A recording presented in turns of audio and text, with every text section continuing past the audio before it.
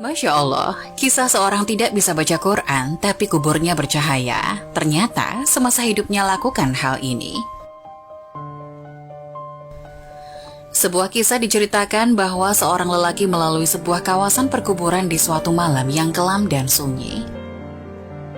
Tiba-tiba, dia terpandang suatu cahaya yang terang benderang muncul dari sebuah kubur dan terus menjulang ke langit. Tertegun dan kaku melihat kejadian itu, dia terfikir kemungkinan kubur ini adalah kubur seseorang yang sangat istimewa. Mungkin ia seorang wali Allah, atau ulama, atau orang soleh yang istimewa kedudukannya di sisi Allah. Diambilnya sebatang kayu, lalu dipacak di atas kuburan yang bercahaya itu. Keesokan harinya, lelaki itu datang lagi ke kawasan perkuburan itu dengan ditemani beberapa orang kampung. Beliau ingin menyelidiki dan ingin mengetahui kubur siapakah yang sangat ajaib itu.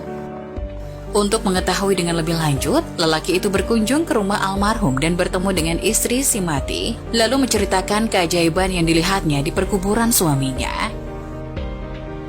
Anehnya, istri almarhum terkejut dan keheranan. Dia sangat mengenal suaminya. Suaminya bukan siapa-siapa.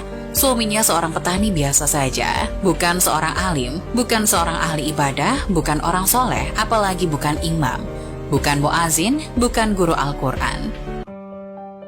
Malah suaminya tidak pandai membaca Quran dan dia tidak pernah mendengar suaminya membaca Quran. Akhirnya, lelaki itu bertanya, apakah perkara-perkara aneh yang almarhum selalu lakukan dalam kehidupan sehari-harinya. Akhirnya istri almarhum teringat sesuatu perkara yang selalu dilakukan oleh sang suami. Setiap kali sebelum tidur pada setiap malam, suaminya akan mengambil wudhu, kemudian masuk di dalam suatu bilik, lalu diambilnya Al-Quran di atas rak. Lalu dicium dan dipeluknya dengan penuh kecintaan dan kasih sayang. Dia akan duduk dan membuka Al-Quran itu sehelai demi sehelai seperti sedang membaca, sedangkan ia seorang yang buta Al-Quran. Dia akan meraba-raba ayat Al-Quran itu dengan tangannya, seolah-olah sedang menyentuhnya dan membelai sesuatu yang sangat dikasihi. Tambah istri almarhum lagi, dia pernah mendengar rintihan dan esakan tangis suaminya yang sangat sedih mendayu-dayu dengan penuh penyesalan. Tuhanku, ampunkanlah aku karena aku tidak mampu membaca kalimat-kalimatmu ini. Janganlah engkau hukum aku di atas kebodohanku ini, ya Allah. Maafkan kesalahanku, aku tidak mampu membaca kalimat-kalimatmu.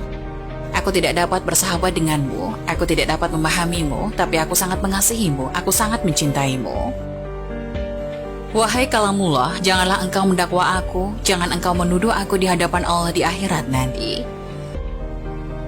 Lelaki itu meminta untuk melihat Al-Quran kesayangan suaminya itu. Benar dan sangat mengharukan apabila dia melihat naskah yang mulia itu kelihatan lusuh.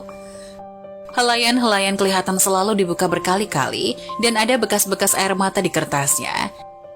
Tanda seseorang sering menangis berjurai air matanya tatkala membuka lembaran yang maha suci ini. Pastinya lelaki ini sangat mulia pribadinya, hatinya telah bersatu dengan ruh Al-Quran. Dia sangat mengasihi kalimah-kalimah Allah itu dengan sesungguhnya. Berarti ia mengasihi Allah dengan seluruh jiwa dan raganya. Marilah kita menghidupkan Al-Quran di dalam masjid kita, di dalam rumah kita, di dalam diri kita.